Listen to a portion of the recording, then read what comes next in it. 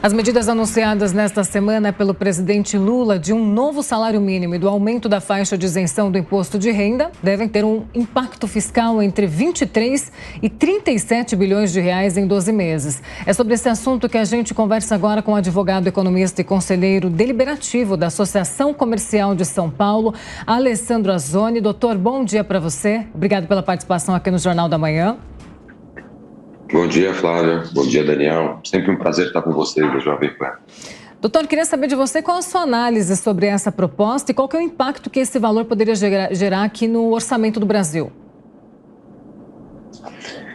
Então, Paula, o impacto sempre, essa questão do aumento do salário mínimo, ela realmente impacta as despesas de custeio, né, as despesas correntes do governo.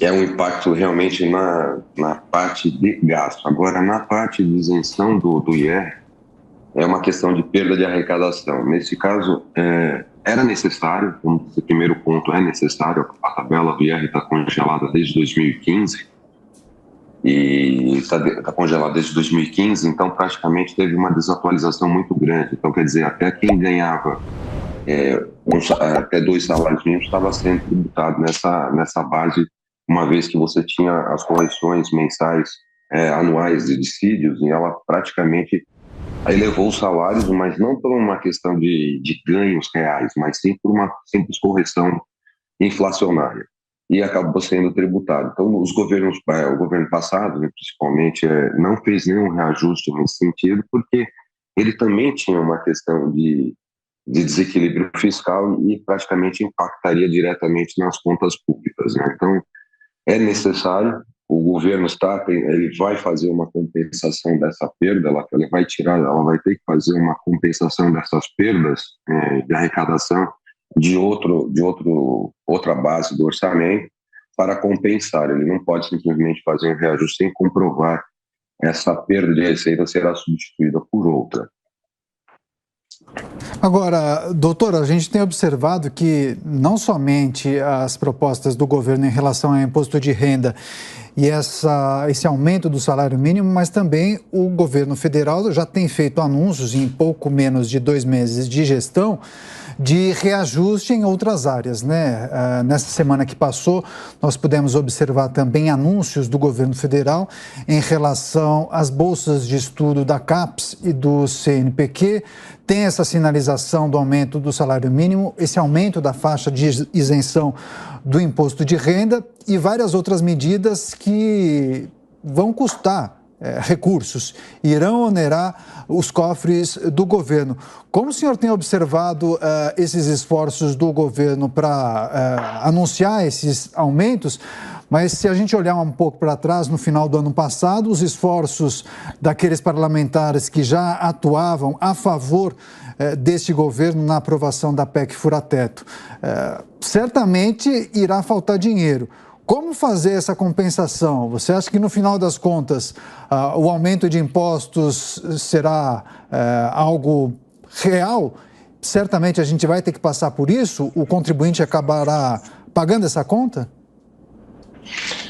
Daniel, essa é uma conta que todo mundo faz, né? Então, aumentou despesas, vamos criar mais impostos. Isso poderia ser uma opção para o governo, sim. Criar uma nova faixa, recriar, por exemplo, o caso da CPMF, mas eu acho que é um contrapé muito grande, porque nós tivemos um efeito muito negativo no governo passado, quando ele tentou esboçar essa reação desse aumento da carga tributária, e se deu negativo, tanto que os parlamentares nem sequer apreciaram a suposta criação ou qualquer manifestação nesse sentido. O que eu estou vendo muito é um trabalho muito grande de planejamento e fazenda em readequar as questões das contas públicas. Então, a preocupação do litígio zero foi um projeto que, se realmente ele vingar, vamos dizer assim, vai trazer muito dinheiro para os cofres públicos. Então, aquele déficit que estava sendo previsto no orçamento acima de 200 bilhões, provavelmente conforme o Haddad será um superávit de 11. Então, significa que ele está fazendo já está pensando num planejamento de de tentar trazer ativos que estavam perdidos para dentro do governo, em vez de você ficar buscando esses recursos através de processo, uma forma de você trazer. Então, o litígio pode ser, se ele der certo, equaliza aquele problema do orçamento que estava previsto com o déficit do ano passado, com aquela aprovação do auxílio emergencial, né, do auxílio emergencial não, agora é Bolsa Família, né, então, aumento do Bolsa Família, então, já está previsto nessa readequação. E planejamento tem feito junto com a Haddad justamente essa matemática para atender os compromissos de campanha do presidente Lula. A questão do aumento do salário mínimo, a questão da isenção, tem também agora o reajuste do funcionalismo público acima do que estava previsto no governo passado, que era 5, foi para 7,5. Então, tudo isso vai ter uma fonte de saída. O governo conta com crescimento econômico, de uma certa forma, para ter maior arrecadação. Ele conta com esse mecanismo, por isso que ele tem aquele impasse da questão dos juros, que ele faz esse questionamento dos juros, porque ele precisa que o Brasil volte a crescer para que se aumente a arrecadação sem que aumente a carga tributária. Doutor, e essa isenção maior do imposto de renda e também esse novo salário mínimo, como que isso tudo pode afetar também a reforma tributária? Impacta geral, né? Então eu acho assim, eu sou até um pouco crítico de reforma tributária com déficit nas contas públicas, né? Vamos voltar um pouquinho lá atrás. Quando foi feito a PEC do teto pelo Michel Temer, ela tinha um objetivo, controlar os gastos públicos, que cresciam desproporcionalmente em relação às correções inflacionárias. Então, se você tinha um período de 10 anos, 300% de inflação, automaticamente o governo crescia as despesas em 800%. Então, era para fixar. Só que dentro dela, eu tinha que fazer uma lição de casa. Reforma da Previdência, reforma administrativa, e aí sim eu iria para uma reforma tributária. Por quê? Eu já adequei minha casa, eu fixei quanto eu vou gastar e como vou aumentar meus gastos. Já redesenhei a Previdência Social, que era a que me dava um grande problema. Fiz uma reforma administrativa que eu praticamente reenquadrei meu governo. E em seguida eu faço uma reforma tributária para desonerar o setor econômico. Esse era o cenário que estava sendo desenhado lá atrás.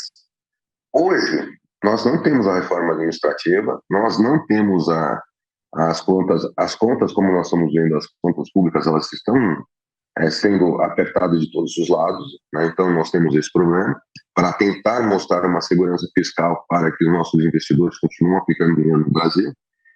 E falar de reforma tributária, nesse momento, eu vou estar trabalhando justamente numa simplificação ou igualando a questão tributária, mas simplificando, ou até aumentando alguns tributos, aumentando uma carga tributária para alguns dos setores. E o que eu tenho visto é parte de serviço, desde que foi apresentado as propostas tributárias, o setor de serviços é o que está sendo mais onerado. Então, eu acho assim, discutir reforma tributária com déficit público, eu acho que ela é um pouco delicada e deve impactar sim.